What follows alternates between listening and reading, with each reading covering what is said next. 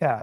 Since the early 2000s, I've been involved, or at least sympathetic to a denomination called Unitarian Universalism. Sure. I've also separately had my own Buddhist practice. So, you know, a lot of the nonviolent stuff that we've done over the last 15 years with the Simple Heart, with direct action ever, was grounded in Buddhist thinking and writing from thousands of years ago. I mean, the Buddhists said you have an intervention, an obligation to intervene when beings are suffering. That is the Bodhisattva path. And I've always believed in it.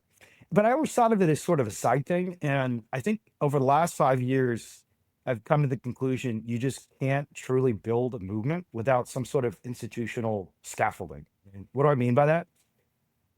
I mean that building a movement is a little bit like building a Jenga tower. If you ever played that game where you build these blocks up and pieces keep falling out and eventually the thing topples.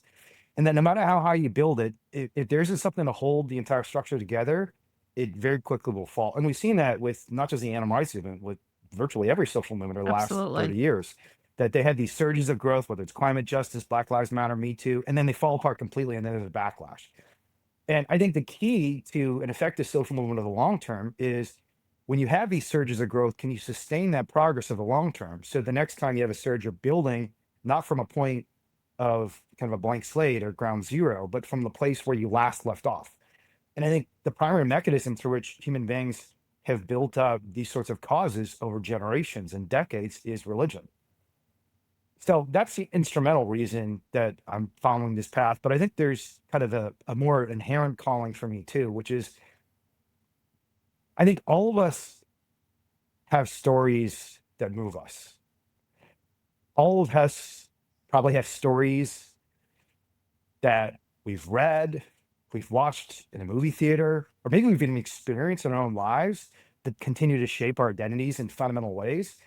And for me, some of the most powerful stories, not just in history, but my own experience, have come from religion or from some religious experience. I think one of the most powerful things about Buddhism is this notion that all life is a miracle. That every time you come across a sentient being, it's as if you've come across the greatest treasure in the universe. And in many ways, if you're just flying through space and you saw a living being somewhere in the universe, you think, this is incredible. This is just so tremendous and beautiful. The last thing you'd think is, let's destroy this. Let's cause this being suffering. You'd preserve and protect and cherish this miracle of the universe, and that is part of what Buddhism believes, and that story has driven me. It's part of the reason when I see an animal suffering or I see an animal killed, it crushes me, and it's part of the reason when I see an animal come back to life from the brink of death, it moves me so deeply. And I think that for us to effectively tell our story to the world, we have to build a story ourselves of our own personal journey and of a story of a community that is coming together to do something great for the world. And what could be more beautiful and powerful than defending sentient beings all over the universe? So I guess that doesn't really kind of fully answer the question why seminary and right now, but I think that part of what I'm trying to do is just answer the questions about how religions have told these stories so effectively over the last few thousand years. Yeah, I mean, I think this is very powerful, and I really wanna know a little bit more about where you're going with it, though I understand if maybe you haven't answered all of those questions. I mean, sometimes you start on a journey and you don't know exactly where you're headed, but, I mean, you mentioned mostly Buddhism. I Is Union theological Unitarian Universalism, I don't know a lot about it, but I know that there are kinda different factions within it. Maybe Mhm. faction is the wrong word, that sounds a little hostile, but some are very Christian, some are very much more, like, broad-based, looking at a variety of religions. That's my understanding, and correct me if I'm wrong. But they're pretty much based in an idea of God, maybe not. I mean, is can you just tell me a little bit more of the kinds of things you're studying at seminary that link to what you just told us about how much Buddhism has moved you? Yeah. Which is real. I mean, Buddhism, it, my understanding, which is again limited, but the way you're talking about it too, is much less of it's a way of seeing the world, Mhm. not so much focused on the God thing, which Christianity tends to be pretty focused on the God thing. Anyway, Yeah. that was a crazy question. It's all over the place, Yeah. but give me a crazy answer. Yeah, I think the crazy answer is that no, you don't have to believe in God, Unitarian Universalism. And it's And the reason it's striking is because it is a Christian denomination, fundamentally, Yeah. historically, because it was started by a number of essentially heretic Christians in the 19th century who started questioning the concept of the Trinity. So, for those in your audience who don't know about the Trinity, I think most Americans probably have heard about this idea that God is three parts, but also one, right? Like it's the Son, the Father, and the Holy Spirit. And for a lot of Unitarians in the 19th century, around the time period of the Enlightenment, they're studying science, just basic mathematical logic, like mathematical identity, that two things that are not equal cannot be equal, and three not, cannot mean one. And so it was actually initially a lot of scientists. I mean, so for example, the famous Unitarian who is the forefather of the congregation I go to in the United Kingdom is this guy named Thomas Price, who was a mathematician in addition to being a philosopher and minister. And he just didn't buy the idea that three can equal one. How can God both be three and one? And that initial skepticism led a lot of these Unitarians down the path to a more secular moral community, to the point that today, I'd say in my VU congregation in San Francisco, probably 60% of people are atheists.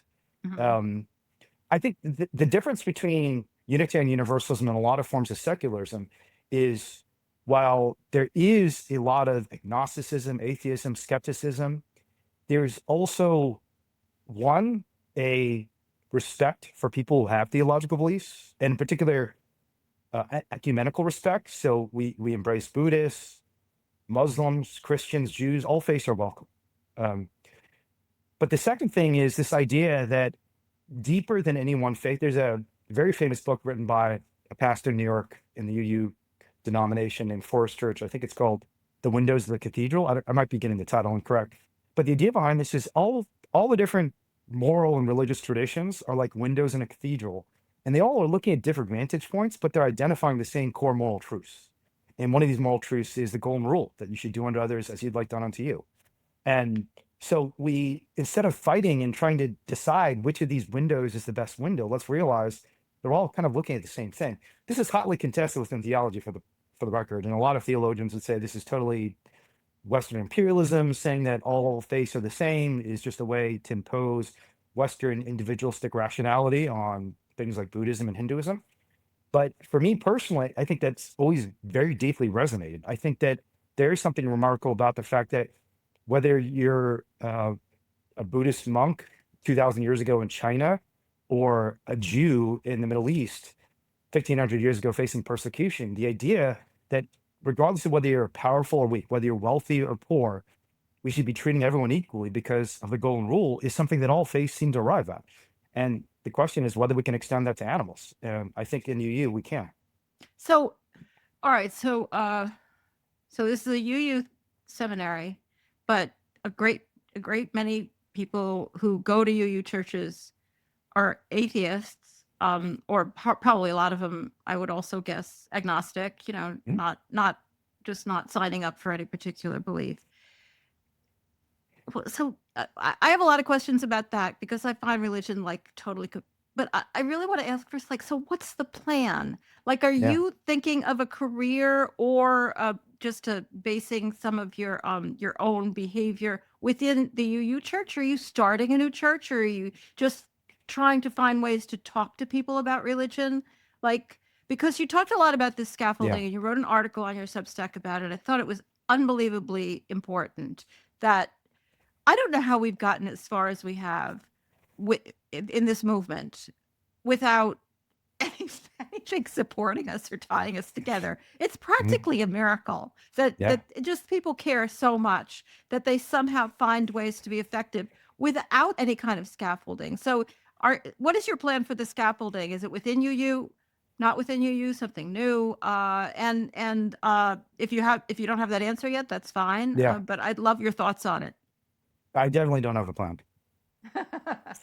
Sorry to disappoint you, but I think part of what I'm doing is exploring the space because Yeah, that's and fine. and again, it's not just purely instrumental. I mean, there is a huge strategic reason to be a part of this, but partly I'm just feeling called to it. I mean, I think there's a deep sense of meaning I get from UU, from Buddhism, that I'd like to explore further.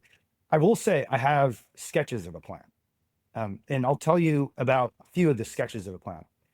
One is just doing all the same organizing we're doing in the context of a church, right? I think that some of the biggest problems social movements face, long-term commitment, conflict resolution, how to onboard and recruit new people, are problems that religions have, in some ways better, in some ways worse, already tried to solve. And there are already systems in place for those problems.